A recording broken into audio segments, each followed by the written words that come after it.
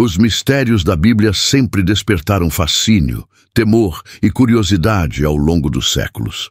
Mais do que um simples livro de ensinamentos espirituais, ela guarda em suas entrelinhas códigos profundos, simbolismos ocultos e mensagens que parecem transcender o tempo, a lógica humana e até mesmo as limitações da linguagem.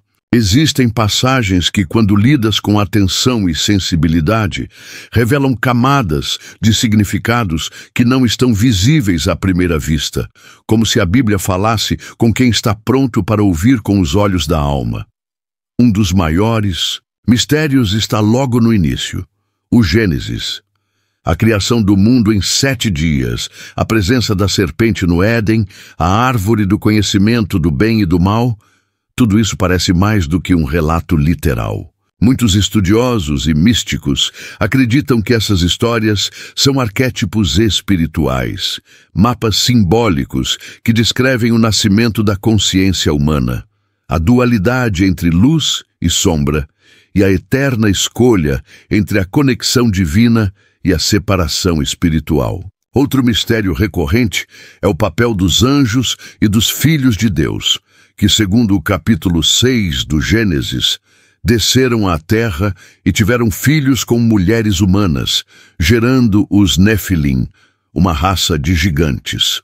Essa passagem enigmática levanta questões profundas sobre a existência de seres celestiais, a intervenção espiritual direta no plano físico e até mesmo a possibilidade de uma antiga guerra espiritual que se refletiu na história da humanidade.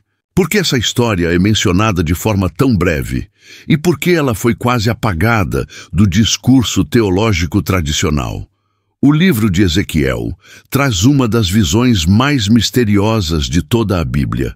Um ser rodeado de rodas dentro de rodas, olhos por toda parte, luzes, trovões e seres com múltiplas faces. Muitos interpretam isso como uma visão espiritual transcendental, mas há também aqueles que sugerem que Ezequiel descreveu um contato com inteligências de outra dimensão ou até mesmo algo que hoje seria descrito como tecnologia avançada. Independentemente da interpretação, é evidente que Ezequiel não presenciou algo comum. Ele tentou descrever o indescritível com as palavras limitadas da época.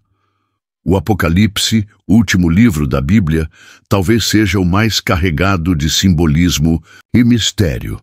Dragões, bestas com 7 cabeças, selos, taças, cavaleiros, trombetas, tudo compõe um cenário de profecia, julgamento e renascimento. Mas será que o Apocalipse fala apenas do fim do mundo? Ou estaria descrevendo o fim de uma era de consciência, a queda de estruturas internas, a transformação espiritual do ser humano? Muitos místicos acreditam que o fim descrito ali não é destruição literal, mas a purificação de tudo o que é ilusório e egóico, para que surja um novo céu e uma nova terra dentro de nós. O nome de Jesus também carrega camadas ocultas. Em diversas passagens, ele fala em parábolas, cita profecias antigas, menciona o reino dos céus como algo que está dentro de vós. Isso sugere que muito de seu ensinamento era reservado àqueles que tinham ouvidos para ouvir, olhos para ver. Ele falava de um despertar, de um realinhamento da alma com o Pai, de uma conexão direta e viva com Deus que não dependia de templos, rituais ou instituições. Essa mensagem, poderosa e libertadora, foi muitas vezes velada ou distorcida ao longo dos séculos. Outro mistério recorrente na Bíblia é o silêncio em torno dos anos perdidos de Jesus, o período entre sua infância e o início de seu ministério aos 30 anos. Onde ele esteve? O que aprendeu? Existem teorias e textos apócrifos que sugerem que ele pode ter viajado para o Egito, a Índia, o Tibete, lugares onde teria contato com tradições espirituais antigas antes de retornar e iniciar sua missão. pública, embora essas ideias não sejam aceitas oficialmente, elas reforçam a percepção de que há muito mais por trás da figura de Jesus do que foi registrado pelos evangelistas. A Bíblia também carrega mistérios relacionados à linguagem e aos números. Em hebraico, cada letra tem um valor numérico, e isso criou toda uma tradição conhecida como gematria, uma forma de interpretação que encontra significados ocultos em palavras, frases e sequências. Por exemplo, o número 7 aparece repetidamente como símbolo de perfeição, completude divina. O número 40 representa transformação, preparação, provação. Tudo parece carregado de intenção e propósito oculto. Enfim, os mistérios da Bíblia não são enigmas para serem apenas decifrados racionalmente, mas convites para um mergulho profundo no desconhecido. Eles falam com a alma mais do que com a mente. A chave para compreendê-los parece estar menos na análise literal e mais na capacidade de perceber o que vibra por trás das palavras. Aquilo que toca o espírito quando a mente silencia e o coração escuta. Esses mistérios não são apenas fragmentos isolados do texto sagrado. Eles formam um tecido simbólico que se entrelaça em toda a narrativa bíblica, revelando uma sabedoria oculta que atravessa os tempos. A própria ideia de que tudo foi escrito para os que têm olhos de ver e ouvidos de ouvir sugere que há um véu espiritual sobre o conteúdo bíblico que só se levanta quando o buscador está pronto, quando o coração está limpo e a intenção é sincera. Outro ponto profundo está nos evangelhos e nas palavras de Jesus. Quando ele fala em nascer de novo ou beber da água viva, ele não se refere a ações físicas, mas a uma transformação interior, uma mudança de consciência. O reino dos céus, como algo que já está presente dentro do ser humano, é uma revelação grandiosa. Sugere que não se trata de um lugar distante após a morte, mas de um estado de presença, de iluminação, que pode ser acessado aqui e agora. Essa visão é radical, porque tira o poder das instituições religiosas como intermediárias entre o homem e Deus, e devolve ao indivíduo a responsabilidade de sua própria ascensão espiritual. A parábola do joio e do trigo, por exemplo, pode ser lida como uma simples história agrícola, ou como uma metáfora sobre o mundo interior, onde luz e sombra coexistem, onde o ego e a alma crescem lado a lado, até que chegue o tempo da colheita espiritual, da separação entre o que é ilusório e o que é eterno. Já o episódio da transfiguração de Jesus, quando ele resplandece em glória diante de Pedro, Tiago e João, revela uma dimensão de luz pura que está escondida sob a aparência humana. Isso não seria uma alegoria sobre o verdadeiro ser divino que habita dentro de todos? No Antigo Testamento, o simbolismo da Arca da Aliança também ecoa profundamente. Mais do que um objeto sagrado que guardava as tábuas da lei, muitos acreditam que a arca representava a presença de Deus dentro de um receptáculo específico, ou até mesmo a consciência divina encapsulada em forma física. A forma como ela era protegida, carregada e até temida sugere que havia algo muito mais poderoso ali do que simples relíquias. Alguns estudiosos conectam a arca com tecnologias perdidas ou com manifestações de energia espiritual intensa que apenas sacerdotes, devidamente preparados, podiam tocar ou se aproximar. O tabernáculo, com seu desenho meticuloso, suas divisões entre o átrio, o lugar santo e o santo dos santos, pode ser entendido como uma representação do próprio ser humano, corpo, mente e espírito. O lugar mais sagrado, onde apenas o sumo sacerdote entrava uma vez por ano, simbolizaria o espaço interno onde habita o divino, acessível apenas quando se ultrapassa todas as camadas da matéria e da personalidade. Até mesmo os nomes na Bíblia têm significados ocultos. Nada está ali por acaso.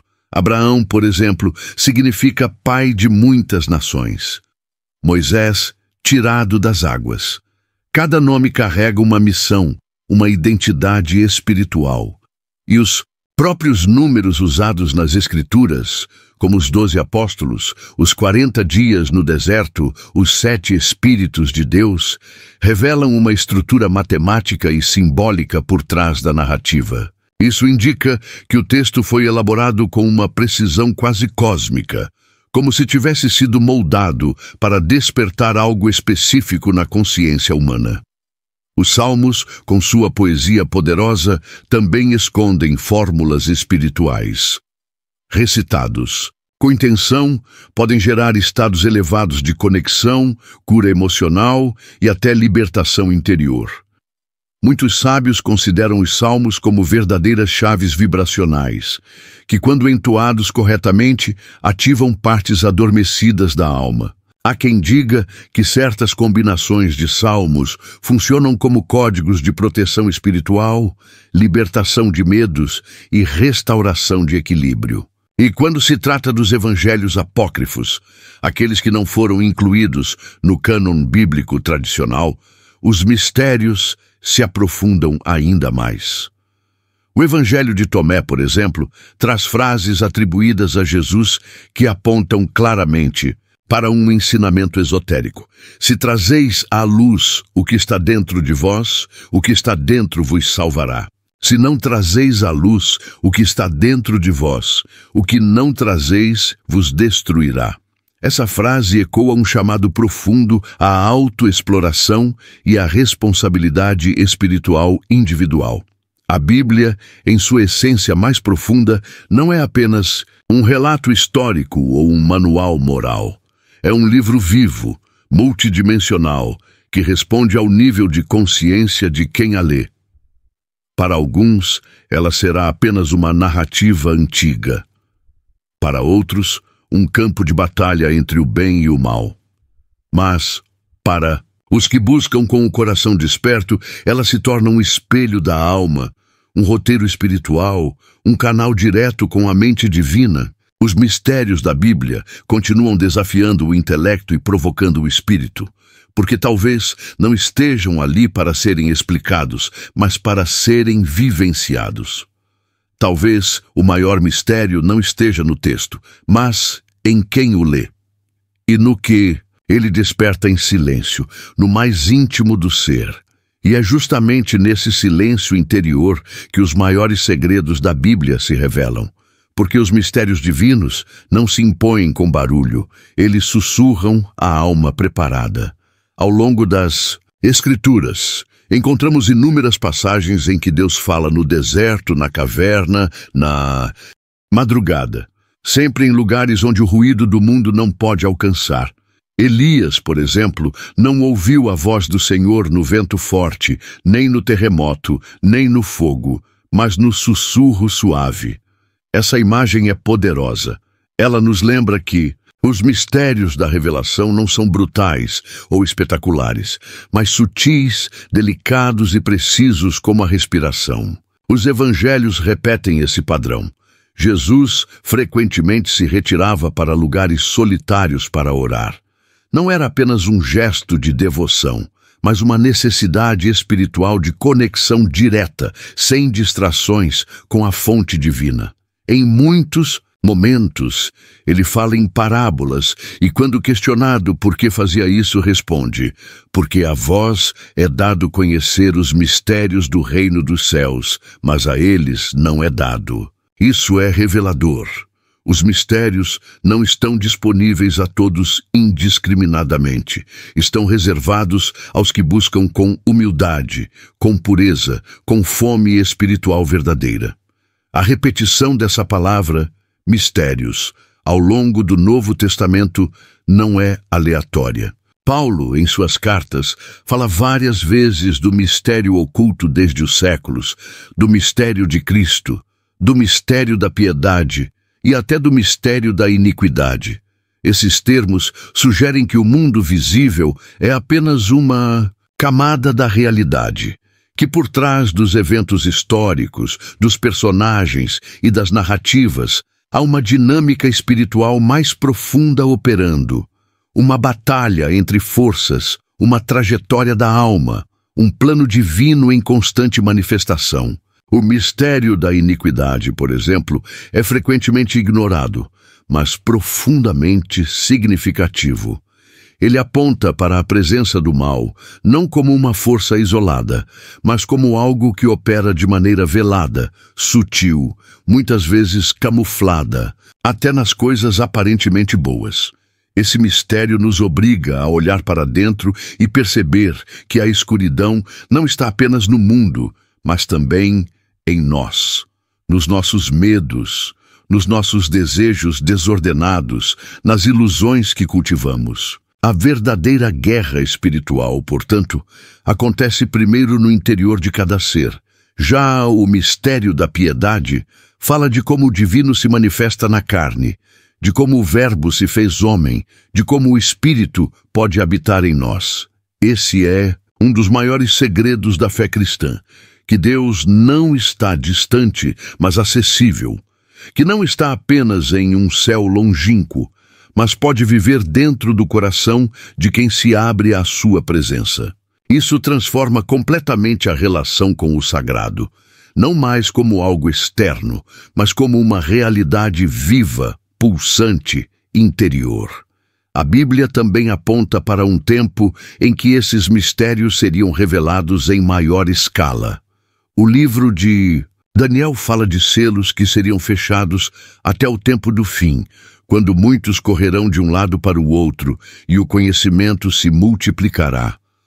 Apocalipse menciona um livro selado com 7 selos que só o Cordeiro poderia abrir. Esses símbolos sugerem que há verdades espirituais que foram guardadas, ocultas, esperando o amadurecimento da humanidade para serem compreendidas. Isso levanta uma questão crucial. E se esse tempo for agora? Com o avanço do conhecimento, da consciência coletiva e da busca espiritual sincera que cresce em todo o mundo, talvez estejamos mesmo entrando em uma era de revelações, onde os mistérios antes velados começam a ser intuídos por almas que não querem mais apenas rituais e palavras bonitas, mas sim uma conexão viva com o mistério divino, com a essência oculta da existência. Ler a Bíblia com essa sensibilidade é como abrir uma porta para outra dimensão. Cada versículo se transforma em um espelho, cada parábola em um convite, cada silêncio entre as palavras em uma revelação não verbal que toca aquilo que está além da mente. Nesse estado, a Bíblia deixa de ser um livro antigo e se torna uma presença viva que conversa com você, molda sua percepção, ilumina seus caminhos. Talvez, no fim, o maior mistério da Bíblia não seja o que ela diz, mas o que ela ativa dentro de quem a lê com o coração desperto. Porque o verdadeiro segredo não está nas páginas, mas na consciência que se eleva ao tocá-las.